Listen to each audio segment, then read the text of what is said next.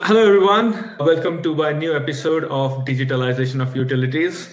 The topic for today is in relation to the security of utility network, both underground and overhead gas, electricity, and water utility networks, from the third-party work like the roadworks. So I have a very special guest today, Richard Broome from Line Search Before You Dig, or LSBUD. Richard is a managing director of LSBUD. Welcome, Richard, to my show. Thank you very much, Ninad. Very pleased to be joining you today. Thank you.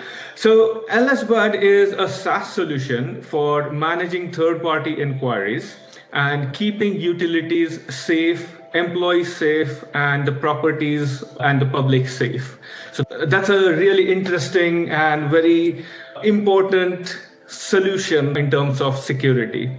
Now, I had an opportunity to work with Richard and his team in 2021, and Richard, we delivered LSBUD solution to the gas and electricity system operator. Under 4 months, we delivered this solution, and it was quite an interesting project to work on, and especially interesting to work with you and your team at that time.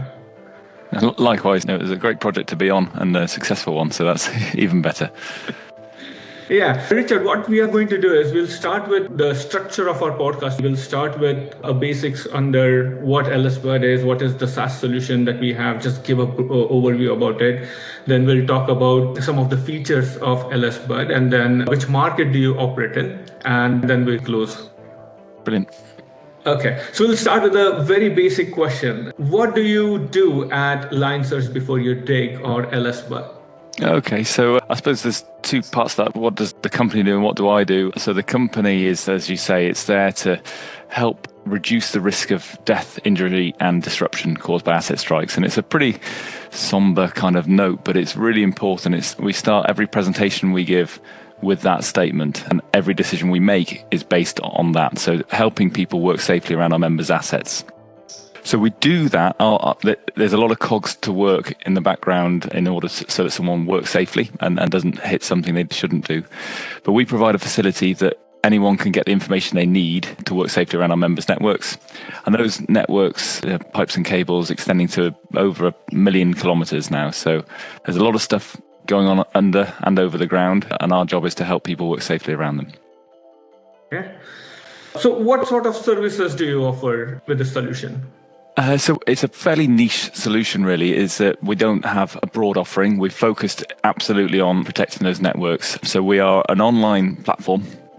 Started in around 2002, so the early 2000s. It was set up by Fisher German as linesearch.org, and then boosted by the creation of a joint venture, which is where Before You Dig came in. So we have the Line Search and the Before You Dig got together and came up with the name of LSBUD in around 2013. So it's a platform that anyone can use. So when I say anyone, that's anyone that's digging a hole or doing something near a utility, or anyone that owns any kind of utility or pipe or cable network. So it's a solution that's open to all, and obviously with all the security issues and concerns considered, and make sure that we operate it safe for people to work, but also safe for people to share their network records. Yeah. And now, considering our previous experience delivering this project, we have utilities, especially the gas, electricity, water utilities. They're registered to your platform. They are your original clients. How does this interaction between the third party, just to clarify, the third party is anyone and everyone who are doing some sort of work around the utilities, but they don't know what is lying underground, or if they are traveling, they are hauling a big trucks or something from the motorways, then how do you make sure that you avoid those assets? So those are the third party, just to give that right distinction. Absolutely. And those third parties could be someone working on a highways project, like you say, or it could be someone working in the back garden, replacing a garden fence. It's a really wide range of people. And so how this particular process altogether work, from third party sending their inquiry to reaching that inquiry to a right utility, and some utility then responding to that particular request and making sure that assets are safe, the third party is also safe. Yeah, okay, really interesting. So what we do at the first stage is to get some information from the third party to say, where are you working? So that's the fundamental one, is to make sure where they're working and outline the area covering their work site. And then the secondary bit really is asking a little bit more information about what they're up to. And we'll come on to why we do that later on. But whether it's resurfacing the road or whether it's using explosives to find new sort of minerals or whatever it might be, or demolishing a building or repairing a water main. So there's all sorts of different things that people can do. And then with some more information such as dates and who they're working on behalf of, etc. But when someone does that search, we then check it against all our members' network areas. So the front end of the system works by just checking the polygon areas of where someone's network is. So we know that for our members, and we take the polygon created by the third party, so that's the work site. We match that or analyze it against all the polygons we have for our member networks, and we can give an instant result there and then saying which ones have got something in the locality or in the vicinity and then which ones don't. So that's the first stage. That's an instant sort of, yes, this is a green light. These guys haven't got anything near there, or won't stop until you get the information then from those that are affected by the search. When an asset owner is affected by a search, we then look at lots of different things. One of the biggest misconceptions really is that this is a one-way system. So the asset owner puts their information up there, forgets all about it, and then the user comes on and has a look. Very much isn't the case. When we're asking those bits of information about what someone's doing, we're beginning to start the process for a risk assessment. So once that is near someone's network, we can then assess the criteria to look at the likelihood. So if someone's doing a more invasive activity, like I mentioned, resurfacing, very limited depth normally, so there's normally a lower risk. But if they're doing some deep mining, some mineral extraction or something like that, then that's a much higher risk. So the likelihood of damaging an asset is much higher for some of those things. But there's lots of other things such as the criticality of the asset itself. And we'll put all those things together. We can then risk assess it. And that's the fundamental point of our service, is that it's giving clear guidance to a user. So the user being that third party doing the work from the asset owner themselves. So a plan will come back in certain circumstances saying, here's our network records, please proceed with caution. But then in other circumstances, it might be that a plan is withheld and actually said, please contact us further, we need to get more information. But often it would also be having someone come out onto site to help supervise their works in the highest risk assets, either that be the higher likelihood or the higher consequence of damaging an asset. So how frequently or how quickly after an inquiry has been submitted does the utility usually respond? And how quickly is the response first sent from the LSBUD front-end solution to the respective utilities and responding it back? Yes. I think what we call it as a triage process. Isn't it? Yeah, absolutely. Yeah, because the whole reason why we take all that information is that if an asset owner has 100, some have 1,000, some have 10,000, some even have 100,000 inquiries every month. And if you think of yourself as the asset owner, you've got to make sure that you deal with the ones which are the highest risk. And so what we do is allow them to triage and to escalate the ones which pose the highest risk. Now, if there's an information request, if it's someone that's moving house and they want to find out where the gas, electric supplies are coming in or whatnot, then that's unlikely to need someone to come out and visit. It's normally an information provision, and that would come back within normally 5 minutes. That would be typical, if maybe 2, 3, 4, something like that. So within 5 minutes. And that would be the majority, to be honest, because the asset owner teams can't look at every inquiry that comes in with as much. They can't get a guy out on site to go in and follow up with everyone, because otherwise it would just take everyone too long. There's not the resource to do that. So what we've got to do is make sure we get that top X%, whatever that percent is, that we can deal with, or the asset owner teams can deal with, to escalate that to their plant provision teams to be able to maybe give the third party a call and to say, here's some advice on how to work safely. But it might be that they want to come out and locate the assets themselves to help that third party make sure that they can find it accurately and work safely around it. Does that make sense?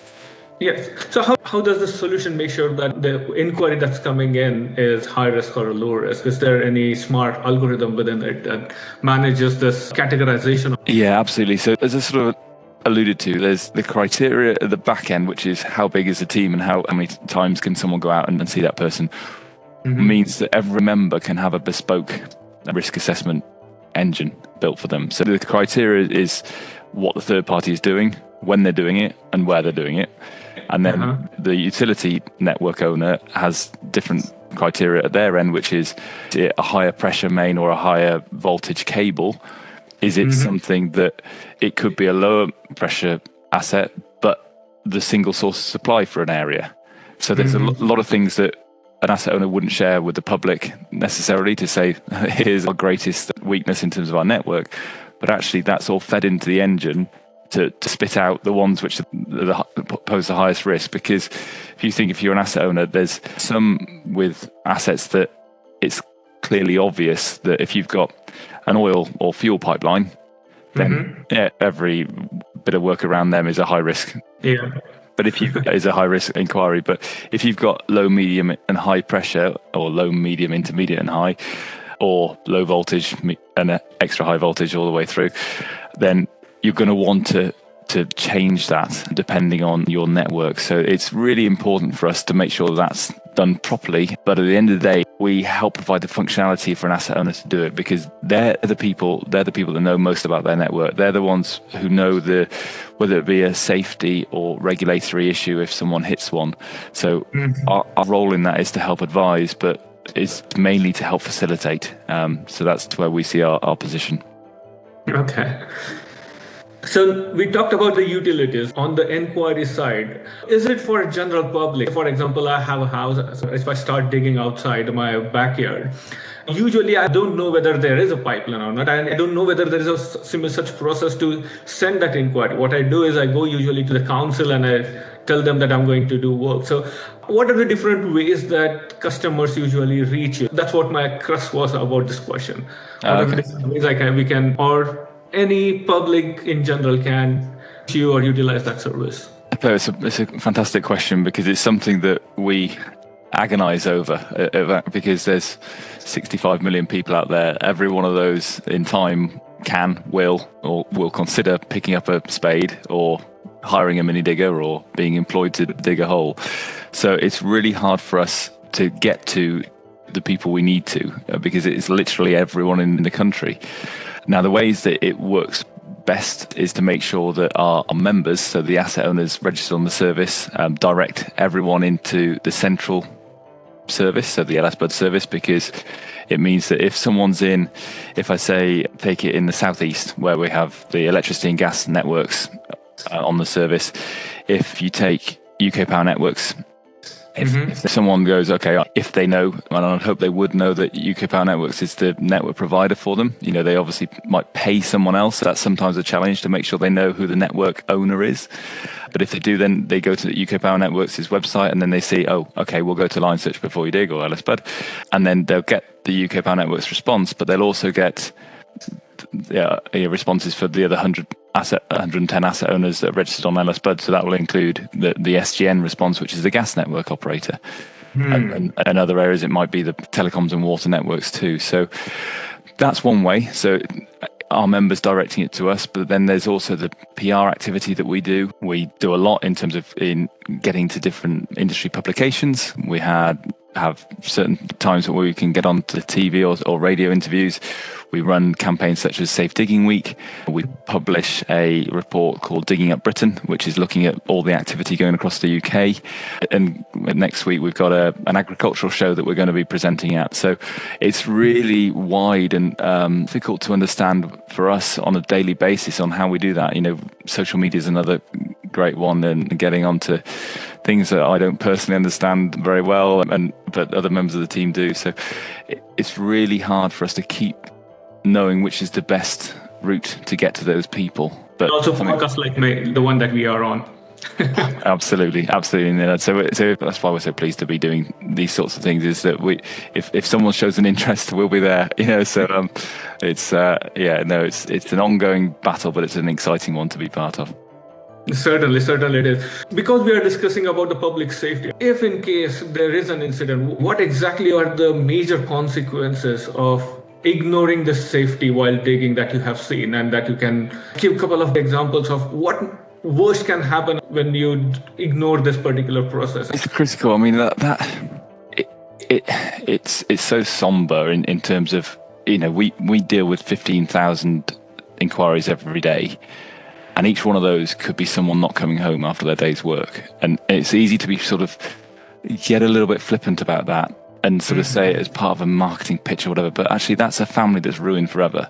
And that's, it's when you're not out there, we sit in an office like we are today and we help provide it, and we'll get the occasional phone ringing to say we need some help accessing the information. But every time that inquiry count goes up, that's one person we're helping.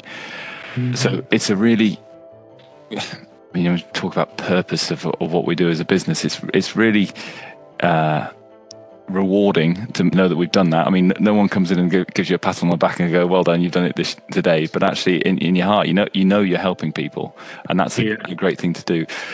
The safety element is absolutely central to what we do, because we've seen it, and we've seen things in the States in particular where things go wrong. I mean, I really don't like talking about this thing in GB because we've had some really high profile near misses. But we've been, I think, fortunate that we haven't had as many as they have in other parts of the world. And I mean, to pick on the US at all, because I think the reason why I talk about the US is because their damage reporting and their awareness is fantastic. And what they do is when they do have an incident, they share it. And so that shouldn't be seen as a negative thing. It should be seen as, okay, it's awful that it's happened, but they're sharing that information internationally. And there was one that we presented on the other day, that there was a works to install a fiber optic I think it was in North Carolina. And, someone putting in a fiber optic hit I think it was a 3/4 inch gas main. So nothing serious, but 2 people died in that. One of those people was someone who owned a coffee shop, not even connected to the work. And yet their lives are ruined. They didn't even pick up a spade. So and there was another 20 odd injured. So their lives probably changed since. And that's the worry, is that can happen at any point, at any time, across any network, really. So there's some serious things out there. There's serious assets out there. You look at the fuel pipelines that we look after. They operate at up to 100 bar. So that's 10 tons of fuel a minute. Yeah. So, to put that into context, a 30,000 litre lorry, a tanker, would be filled up in 3 minutes if you hit one of those.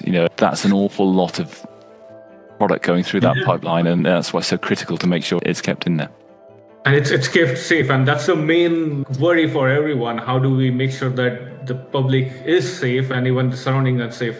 And this is a really niche job that you are doing. As you said, the number of problems or things that you are stopping before it happens is credible. It's really credible. No, thank you. As I say, one of the sort of frustrations is that, as I said about the US, you talk about that one that goes wrong, and you never talk about the ones that go right. And there's far more of those that go right. But I'm thinking about this the other day, is that when you have a project and everything goes right, or not everything, but it's a successful project, how many times do you have a debrief? Yeah. Like in that situation. But if you'd hit an electricity cable or you'd damaged a water pipe, there'd be an inquiry about what went wrong. And you kind of go, well, that's one of the causes, but why we don't improve as well as we should do, because we don't look at the good things that happen. Yeah. And understand why the good things happen. But equally, I'll be on the flip side, I'll always say that we should be better at looking at when something does happen, is properly analysing that and saying, let's look at that. Because the other thing I probably didn't mention before is on that escalation process, the best way of analysing which ones are higher risk is to understand what caused the damage previously. And so if you've had a certain contractor, maybe, or a certain work type, so whether it was directional drilling, and nothing against directional drilling at all, but if that as a type of work has a higher risk of damage because you've seen 100 damages the previous year, then we can raise that profile in our risk engine and we can compare it to make sure that anyone doing it in the future is better supported. And that's critical to making sure that algorithm works better every time. Okay, yeah. Okay, so next question I want to ask in relation to the competition. Now, this is a very unique service that you are providing, and the success of the service will depend on how many network utilities join your platform. So you have a bunch of database that you can serve, and you know exactly throughout the country where those assets are. Now, when we start talking about the competition for LSBUD, is there a competition? Because I feel this is a very unique and very niche activity that you are doing, and whether it is good to have competition in the service that you are providing. That's another point. Yeah, I think that, so there's probably two, a variance in the answer to that. So we're not a government department. We're a private company, and I think often people think, okay, this has got to be government led because government is the sort of organization we go to for something like this.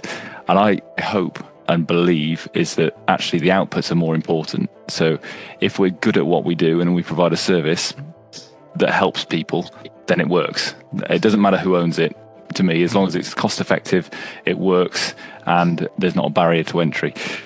Now, the slight difficulty, and this is why it's a fairly nuanced answer, is that the more users we get, so the more people coming to our service to inquire about asset networks, the better it is for our members. So they're the utility networks, because more people look at their networks, more people get the information before they start work, and fewer people hit their networks. And we've seen that. So Portsmouth Water joined during the pandemic, actually, and they have been able to prove a quarter, I think it's 26% reduction in damages as a result of coming on. So it clearly works. The more users you get, the more members you get. The more members you get, the more people are likely to use it because they get more results. So in that respect, it's not good to have lots of companies doing the same thing, because the more in one place, the better it is. On the flip side, I think actually competition is usually good, because competition makes you better, and we wouldn't want to hide away from that. And I also like a country having a choice, so that we wouldn't want to be mandated, for example. The people that use us do so under their own free will. The members that join us do so from their own free will. It's free to use for a user. There is a charge for the asset owners, but in every circumstance, it's been good value for them to do it and provides them long-term value. And I'm proud of that. And I think it's right that people join because they want to be here, not because we're forcing them or the regulator is telling them they have to. Now, the biggest competition for us is the asset owners doing it themselves. And that's doing it in-house, and it's normally because either of a number of things. One is that they believe that it's either more secure, or if their team are doing it, it's more in-house and they feel more comfortable doing that. We obviously like to influence their decision making on that and telling them how we do it. But the biggest reason is that they don't internally connect higher volumes of inquiries with lower damages. Because of that, it's very hard to prove that, because you need to have good data. And it's especially hard to prove that when you're outside of the organization, because if you have one team supplying the information and another team sourcing the damages out, and there's a disconnect, then it's very hard to prove the causation of doing one thing and a reduction in the other. And I think competition is good. There are other smaller operators out there as well, which is good for us. We're quite happy with that. We want to get everyone on, but I think that's where that balance is best struck, that if we ended up with everyone on, there shouldn't be anything to stop someone else starting up and replacing us, because we should be as good as we should be only used if we're the best out there, not if we're forcing people to use us. Yeah, certainly. Competition is good, but then this is a very unique service, isn't it? And also, if you talk about public in general, even for them, it's easy to remember just one place to go. We know that whenever there is inquiry, this is the place we go. Yeah, I think that's an exceptional point, because there are different things being talked around at the moment about having statutory undertakers being able to use something. And our view is no, you can't have it that if you're an individual or a subcontractor or someone that's helping out someone on a weekend, that they can get hurt just as easily as someone building a major infrastructure project. And being hurt is the main thing, but actually they can cause disruption as well, from the other side of things. So I strongly believe that you have to have a system that works for all, because how can you not? If you've got a system that's got a better responses, or it makes someone safer, or whatever it might be, but you only use it for a part of the industry, then you're sort of saying you're more important to protect than these guys. And to us, that's not right. Everyone should be offered the same opportunity to reduce risk of damage. Certainly, certainly. Okay, so we're coming to the end of the section. Which areas or which market do you mostly operate in currently? Do you mean in sort of domestic, in sort of geography or sectors? Both. I mean, first, let's start with geography and then with the sectors. Okay, so we are predominantly cover Great Britain, so that's England, Wales and Scotland. We're including Northern Ireland from this year, so that will be launched this year, so that's exciting. So we do the United Kingdom, which is great. So LSBUD is a joint venture. One of our parent companies operates in America, Canada, Australia and New Zealand. So from a geography point of view, we're very much UK based, and that's how it will stay. In terms of sectors, we started with fuel and oil pipelines because they are the highest risk or the highest consequence assets. Now, over time, we've brought on gas networks and electricity networks in particular, and we've got almost all now of the major distribution networks in the UK, which is we're very pleased about. We've got more and more telecoms joining and water as well. So telecoms and water are probably the latter arrivals to the service, but it's still got huge implications if you hit a telecoms network or a water network. You know, people listening of a family when the Wi-Fi's gone down, it's not a pleasant experience on a lighter note, but there's serious business interruption issues if you hit a major fibre network, and clearly with high pressure water and sewerage mains and the larger sewerage mains, not ideal things to hit. So there's definitely regulatory and environmental and safety implications for those networks too. Okay, so the last question, Richard, for you is, and I ask this to all my guests on my show, is what does digitalization of utilities means to you? Yeah, it's an interesting question. Digitalization for us, we naturally think of asset data as the location data of where the pipes and cable networks are. And when you think about digitalization, that means that we can provide a better output, and we can make that clearer, and we can make the user or the third party see that in a clearer way, and they can potentially use that in different things at their end, different applications at their end. I think going a slightly step up means that if you do that for asset data, it can be used in much broader suite of applications, not just a digital collection from the field, for example, which, you know, replacing a sketch or a bit of paper from the field. So we naturally look at it as the asset data itself, but actually digitalization across the utility industry is huge, and it's far bigger than we can talk about in our niche thing here. You know, and I just think there's a huge opportunity at the moment for the industry, from the supply and demand and even retail, all sorts of things, going from a very established model into some very new and exciting things over the next decade or so. So yeah, there's a lot out there that's way beyond our remit, but very exciting stuff to be a small part in. That's nice. Thank you, Richard. This is the best interview, and the services that LSBUD is offering is one of the most critical services. And for our readers or our listeners, I have also written an article on the third-party inquiry and referencing LSBUD as one of the service that we implemented for one of our clients. So do read that. I'm providing the link below. Richard, thank you very much for taking out time. It was a really pleasure talking to you about this very critical service that you provide. And I'm really happy to have you on this show and have this conversation. Brilliant. Really enjoyed it, Ninad. Lovely to speak again. And thank you very much for inviting me. Thank you very much, sir.